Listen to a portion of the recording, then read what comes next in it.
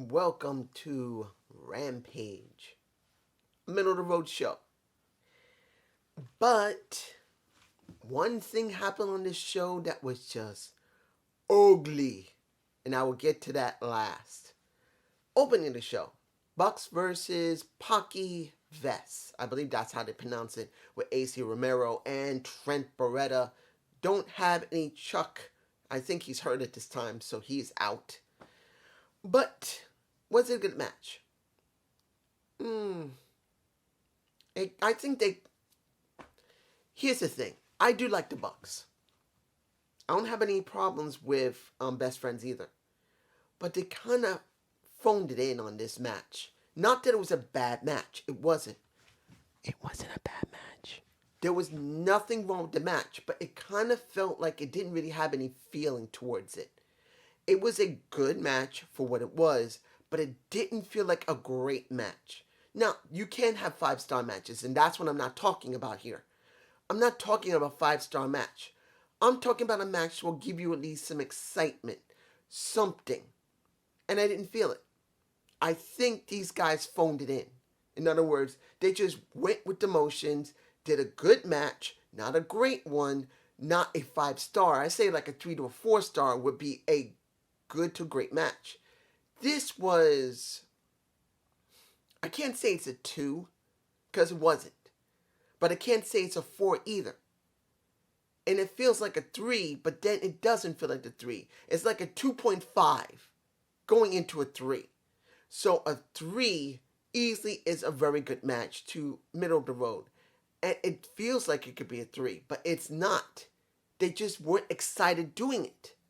Even though they look like it didn't feel like it to me personally. I'm just saying. Now, Britt Baker versus Robin Renegade. Now, I've never seen Robin Renegade before. But the thing that got me about her, she kept giving me the feeling of Alita. She feels like she's influenced by Lita. Nothing wrong with it. But she looked like the only thing she was missing was maybe a chain on her hip. That's how much Lita has influenced her. In her clothing and even in her style. Now, was it a good match? No. No. It didn't feel like a good match. It felt like a tryout match. Now, mind you, that was a debut for a Robin Renegade. But when you get some of these women that come in, like men for instance as well, it isn't just a tryout match. This is something that's supposed to give you some interest.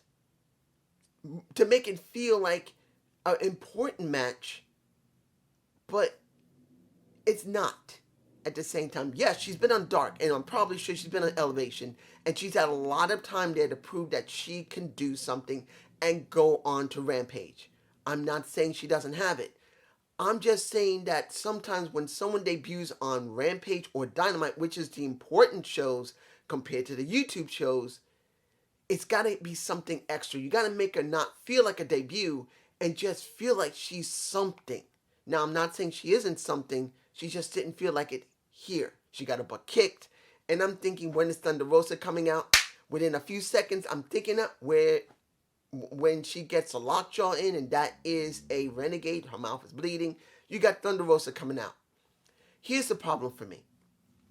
Thunder Rosa and Britt Baker should have already been settled. Guys, I'm sorry for the noise outside. They're burning right now. That means they're racing. Pretty much, we should have already had Thunder Rosa directly deal with Britt Baker already. This should already happen. This should have happened already. But it's not. They're dragging this out, and I'm hoping by Revolution, and I don't think it's going to happen. They need to deal with this. They need to get this over with. They need to, when it comes down to it, Britt needs to literally drop that title to a Thunder Rosa. It is time. It's time. If she has a match with Thunder Rosa, if she retains it, it's a wasted opportunity. I'm just saying. Now, we got one vid pack and we got one interview. The vid pack was Leia Hirsch and Statlander. Now, I got to say this. I'm wishing Leia Hirsch would go with Team Taz. Sorry, haven't slept today. I've been up for 19 hours. 19 hours. This is what happens when you have insomnia. 19 hours. It happens with me sometimes. Now I'm beginning to feel it. But Leia Hirsch feels like she should be on Team Taz. She needs to go there. Because it's not that she can't talk. She talked very well, saying how important it was for her to prove that she's better than anybody. And that Statlander doesn't even know what it's like to be like her because she was begging to be adopted and she had to prove that she's deserved to be adopted. And then Statlander saying what Statlander said simply, I don't need to prove anything to you. I don't need to say what my life is, and it's none of your damn business. It's fine. But Leia Hirsch, even though she can talk on her own and is one tough woman, really needs a faction behind her. She needs Team Taz. I'm just saying, she doesn't need to go to Dark Order. She doesn't need the Andrade Hardy family office. I hate saying that, but it's the Hardy brand. The Andrade Hardy brand. There you go. I'm going to try and remember that. She needs to be with Team Taz. I'm just saying. It feels like she should be there. Then you got Bryan Danielson talking about Moxley and his offer to him. And he's saying Moxley hasn't said no. Just because he was with CM Punk does not mean anything. Even though CM Punk had his moment with him, Moxley just likes to fight. That's just how Moxley is. And CM Punk is just basically kind of like a one-night stand. Then you get Matt Sydal coming out and Lee Moriarty coming out. Now, this is interesting. When it comes to Lee, there's so many Lees in there. I gotta say this. Lee Moriarty is a bit interesting because he's a very strong submission specialist. Doesn't mean he's one of the greatest, but he's a strong submission specialist. But I'm botching my words, and I think mainly due to the fact that we don't see him enough on Dynamite or Rampage. Yes, you can see him in Elevation, you can see him on Dark, but like I said before, not all of the fan base is going to be on Elevation and Dark. It's good to see him there, but I would have liked to see Lee Moriarty have a little bit more time before he's going to have a match against Bryan Danielson. This feels rushed to give something to Bryan to do. Because it feels like sooner or later, Bryan and Punk are going to cross sooner or later. It's going to happen. And I think Moxley might be caught in the middle of it eventually. I think. I'm not sure about it. Maybe it's because I'm sleep deprived. If you can't hear it, I'm sleep deprived. But it is a weird feeling that, yes, Moxley is being asked to join Bryan Danielson to build the future. CM Punk wants to be a part of that. And they have not crossed each other yet on Dynamite or Elevation. It feels like it's eventually coming. And maybe Moxley may be the catalyst for that. Because CM Punk may try to tell Moxley, hey, don't go with him. He ain't worth it.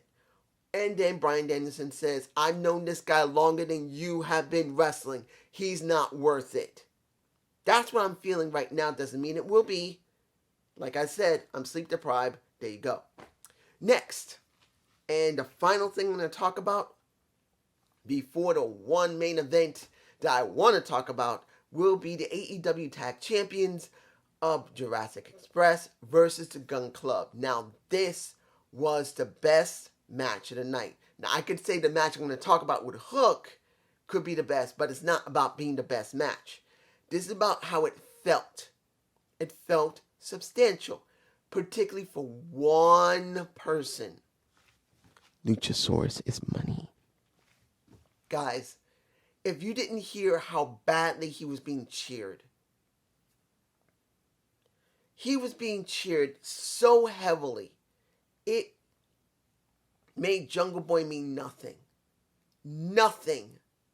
Luchasaurus must be broken away from Jungle Boy eventually because he is so wanted to do something, to be something. As a big guy, AEW don't book them right. Look what happened with Lance Archer. All this time, he's done absolutely nothing. Nothing. Guys, I'm sorry.